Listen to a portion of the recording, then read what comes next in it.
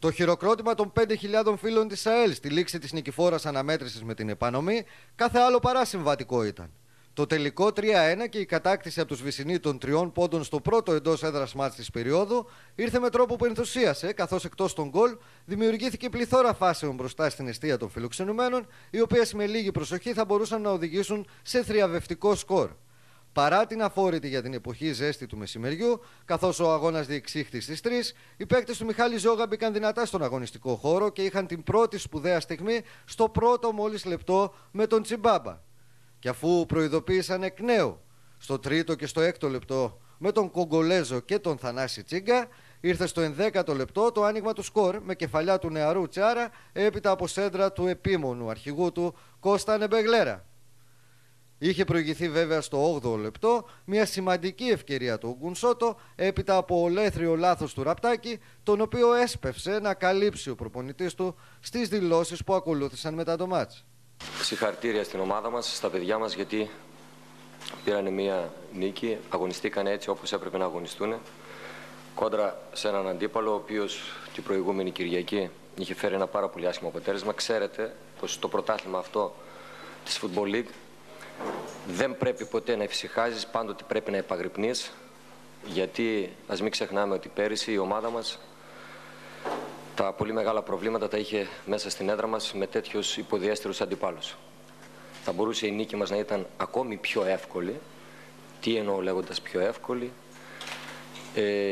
Για μια ακόμη φορά, προσέξτε, χωρίς αυτό να σημαίνει ότι αυτός ο ποδοσφαιριστής μας δεν είναι καλός ή ότι δεν του έχουμε εμπιστοσύνη, έτσι, κάνει πάλι λάθος.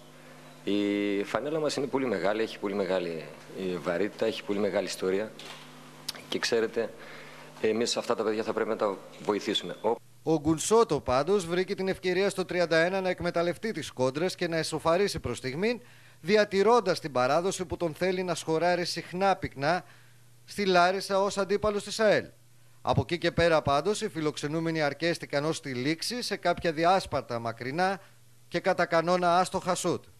Αντίθετα, η ΑΕΛ αντέδρασε άμεσα στην ισοφάριση και 4 λεπτά αργότερα πήρε οριστικά κεφάλι στο σκορ με την υποδειγματική αντεπίθεση που ξεδίπλωσαν οι Ζεκίνια, Τσιμπάμπα και ολοκλήρωσε με ευκολία ο μέχρι πέρυσι παίκτης της επανομής Θανάσης Δινόπαπας. Το σκορ έκλεισε στην επανάληψη και συγκεκριμένα στο 71ο λεπτό με εύστοχο χτύπημα πέναλτι ενός ακόμη πρώην άσου της αναγέννησης του Χασομέρη. Η εσχάτη των ποινών καταλογίστηκε σε χέρι του Παπατζίκου, ο οποίος σταμάτησε ανορθόδοξα το εντυπωσιακό μπάσιμο που πραγματοποίησε από τη δεξιά πλευρά ο Παπαγεωργίου. Εδώ είχε προηγηθεί στο 60 μια ακόμη φάση για πέναλτι, στην οποία προς έκπληξη όλων ο διαιτητής Κωσικίδης καταλόγισε φάουλ εκτός περιοχής.